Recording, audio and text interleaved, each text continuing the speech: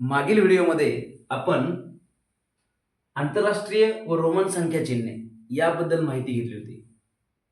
आजच्या व्हिडिओमध्ये आपण रोमन संख्या चिन्हे वापरून त्याचे संख्या कशा बनवायच्या याचे काही नियम असतात, त्या नियमाबद्दल माहिती पाहणार आहोत.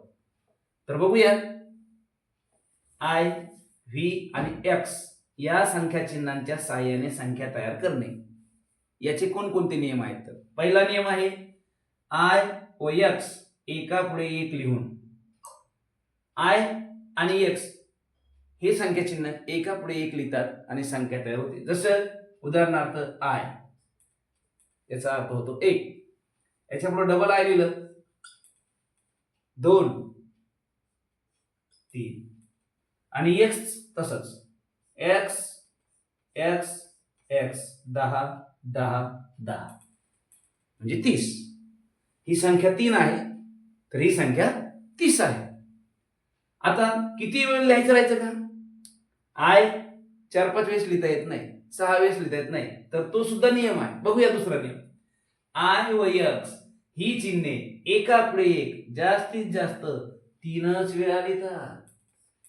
नियम माहित पाहिजेत ना, त्याशिवाय संख्या कशा तयार होतील. जसं आपल्याला दशमान पद्धतीमध्ये एका दशशतकाचे नियम माहित आहेत, त्यांची स्थानिक किंमत, दर्शनी किंमत ही माहिती आपण पाहतो, तसंच रोमन संख्या चिन्हाच्या मदतीने संख्या तयार करताना त्याचेही नियम आपणास अवगत असावेत. तर पहिला नियम आपण पाहिला, आय व एक्स एका पुढे एक लिहून. दुसरा नियम काय सांगतो? किती वेळा लिहितात हे एका समोर एक? फक्त 3 वेळा, जास्तीत जास्त 3 वेळा, त्यापेक्षा जास्त लिहिता येत नाही. जर एखाद्याने अशी संख्या तयार केली, डोकं लावलं, तर ती संख्या चुकीची होईल. म्हणून लक्षात ठेवा, या संख्या चिन्हांना एका पुढे एक फक्त जास्तीत जास्त आपण 3 वेळा लिहू शकतो. सगळ्यात महत्वाचं आहे, व्ही हे संख्या चिन्ह म्हणजे 5, याची व्हॅल्यू 5 आहे. हे संख्या चिन्ह एका पुढे एक लिहित नाही, म्हणजे व्ही व्ही व्ही अशी संख्या तयार होणार नाही. तेव्हा लक्षात ठेवा, संख्या तयार करताना नियमांचा वापर आपण केला पाहिजे, तरच आपल्या संख्या प्रॉपर येतील. म्हणून तर आपल्या या घटकाचं नाव आहे संख्या ज्ञान. दुसरा नियम आपण बघूया. आय किंवा व्ही यापैकी एखादे चिन्ह मोठ्या संख्येच्या चिन्हाच्या डावीकडे लिहिले तर त्याची किंमत डावीकडील संख्येत मिळवली जाते.